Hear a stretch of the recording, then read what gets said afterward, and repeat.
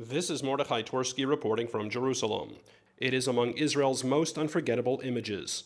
A lone Israeli soldier standing in awe at the base of the Western Wall in Jerusalem, moments after its liberation on June 7, 1967. 44 years later, that soldier, Jehuda Hartman, is now 66 years old. He allowed Inside Israel to recreate that historic photograph and talked about his first fateful encounter with the wall, known in Hebrew as the Kotel, which was the stuff of legends when he grew up in the divided city. The entire day, 44 years ago, comes to my mind.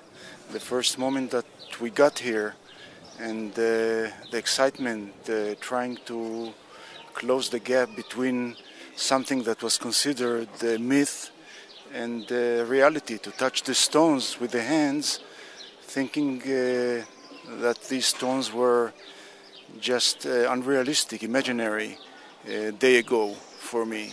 On the morning of June 7, 1967, Jehuda was a 22-year-old gunner in the paratroopers brigade.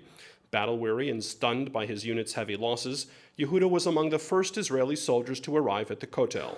It was amazement, it was excitement, it was a feeling of history, something that happens once in a time, and I have the opportunity to be here, to take part in it. For Jehuda, the Kotel has changed. Well, the only thing that remained the same is the Kotel, is the wall itself. The surrounding and the environment changed totally.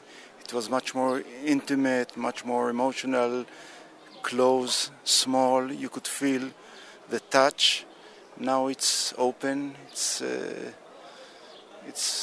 public, and the feeling is different. Gone is the narrow alleyway at its base.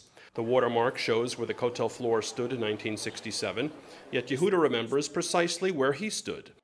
He tells this reporter about the indentation in the Kotel that once bore a ceramic Arab street sign, Al-Burak, which he saw his fellow soldiers remove on the orders of General Moshe Dayan. Today, this living part of Jewish history spends part of his time studying Jewish history at Bar Ilan University. Jehuda showed Inside Israel the Jordanian map he found only several feet from the Kotel, a map that makes no reference to Israel. He brought with him the skullcap he wore in the photograph, knitted by the grandmother of his girlfriend and future wife, and given to him as a spare only moments before he went off to battle. This native of Budapest, whose mother, while pregnant with him, hid from the Nazis and narrowly escaped death, arrived in Israel at the age of 5. He has a PhD in mathematics and is the recipient of Israel's prestigious Defense Prize. He is the father of 4 and grandfather of 14. Jehuda doesn't consider himself a hero, just a fortunate man in the right place at the right time. For him, Jerusalem Day will always carry special meaning.